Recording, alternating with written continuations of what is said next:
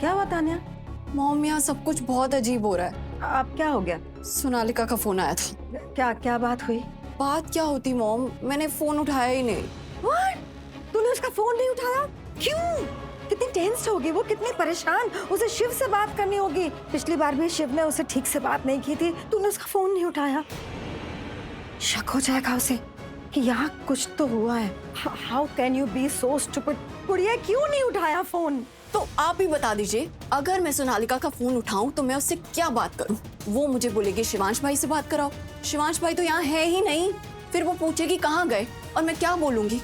Mom, वो मेरी friend है, उसकी भाई से शादी होने वाली है। मैं उससे झूठ नहीं बोल सकती मॉम। एंड आपको पता है वो कितनी स्मार्ट है, कितनी शार्प है। वो 1 सेकंड में मेरा झूठ पकड़ लेती।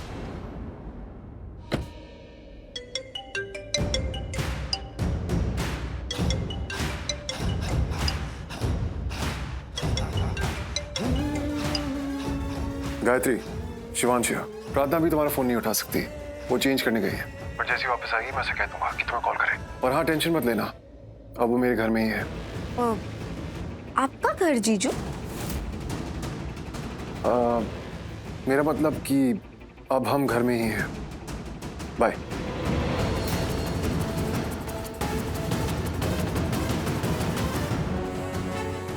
भाई, मॉम आपको बुला रही।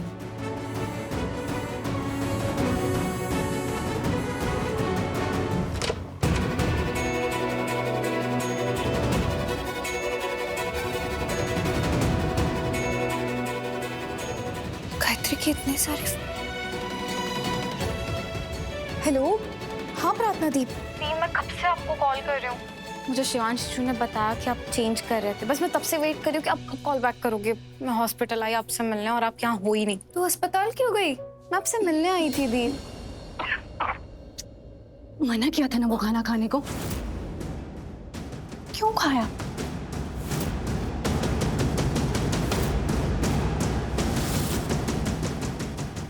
चलो।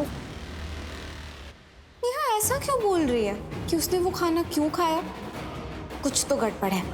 लगता है इनकी बातों से कोई बहुत बड़ी बात पता चल सकती है। क्या हुआ, तो चुप क्यों हो गई? आगे तो बोल। दी, मैं ना आपसे कल मिलने आती हूँ, कल सारी बातें करते हैं। मैं आपको थोड़ी देर में कॉल करती हूँ। बाय बाय, अपना ध्यान रखना।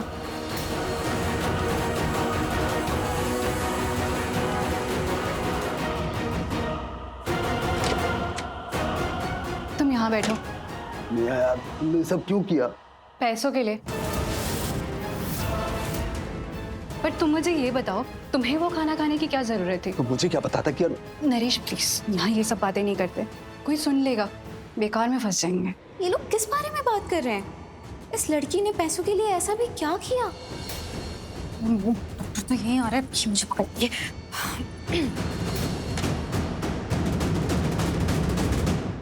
शिव, रिसेप्शन तो हो गया है ना? और तूने कहा था कि रिसेप्शन के बाद प्रार्थना को छोड़ देगा। तो अब रिसेप्शन के बाद तुझे मैंने कॉल किया था, तो उस वक्त हॉस्पिटल में था। तुझे मैंने बुलाया वापस घर, तो मुझे लगा था कि तू अकेले आएगा, लेकिन तू तो प्रार्थना को लेकर आया। बेटे क्यों लेके आया उसे? देख, मुझे तो बस ये बता कि तू ये रिश्ता कब तोड़ेगा, प्रार्थना को कब छोड़ेगा? वो माँ, हमारे यहाँ इतना बड़ा हादसा हुआ, इस माहौल में मैं उसे कहाँ छोड़ सकता था? नहीं छोड़ सकता था। हमारे खानदान पे उंगलियां उठ रही, तरह तरह के इल्जाम लग रहे हैं। ये बात हवा की तरह चारों तरफ फैल गई और हम एक बहुत बड़ी कंट्रोवर्सी में फंसे हुए हैं। शिव, कंट्रोवर्सी से प्रार्थना को छोड़ने का क्या लेना देना बेटे? वो माँ, आप जानती हो लोग हमसे क्या पूछेंगे कि हमने ऐसे केटरर्स क्यों हायर किए, ऐसे केटरर्स जिन्होंने खाने में जहर मिला दिया। अब अगर इस सब के बीच में मैं अपनी पत्नी को छोड़ दूं, तो वो हमसे और सवाल करेंगे, हमें इल्जामों की घेरे में डाल देंगे। वो माँ, मैं अपने आपको मुसीबत में नहीं डालना चाहता और ना ही अपनी इज्जत पे कोई दाग लगाना चाहता हूँ। मैं रौनक को मुसीबत में डालना चाहता हूँ, खुद को नहीं।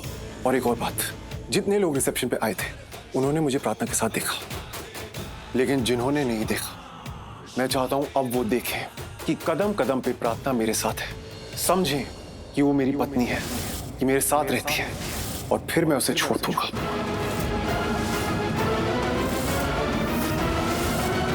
नहीं डैड, मैं अपने रूम में जाके चुपचाप चैन की नींद तो नहीं सोने वाला, और ना ही मुझे नींद आएगी जब तक मैं प्रार्थना को शिवान से वापस नहीं ले आता ना।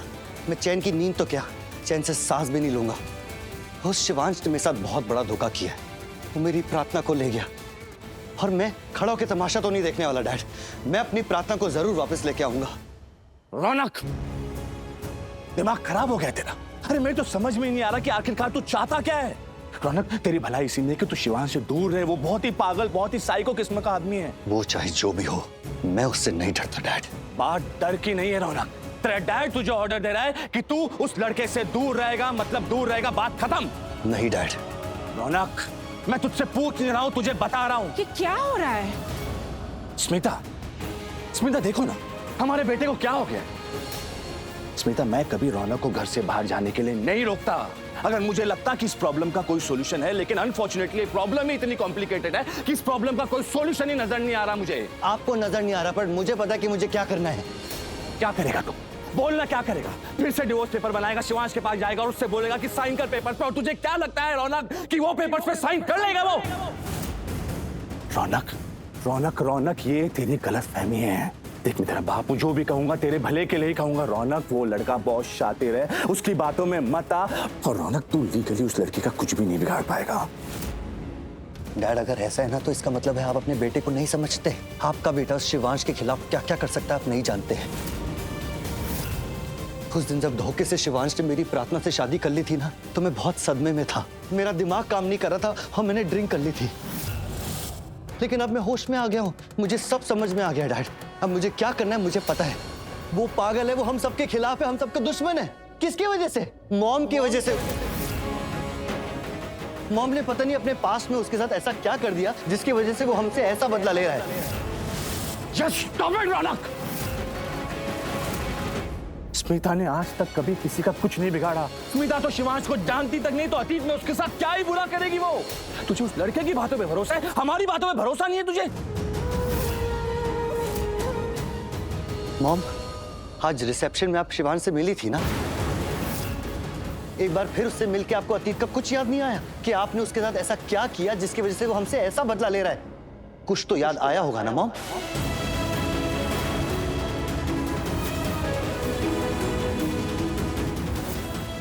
आप जानते हैं मेरी मॉम कौन है? जवेरी खानदान की मालकिन स्मिता जवेरी, जिन्होंने बचपन में ही मुझे छोड़ दिया था। स्मिता, स्मिता, स्मिता, तुम ठीक तो? मैं ठीक हूँ। पक्का? रौनक, मैंने आज तुझे देखा वहां रिसेप्शन में, तू पूरे बदले लेने के मूड में था। तू कितने गुस्से में था। क्यों? प्रार्थना को भूल जा। उसकी शादी शिवांश से हो गई है, वो दोनों कपल है, पति पत्नी है।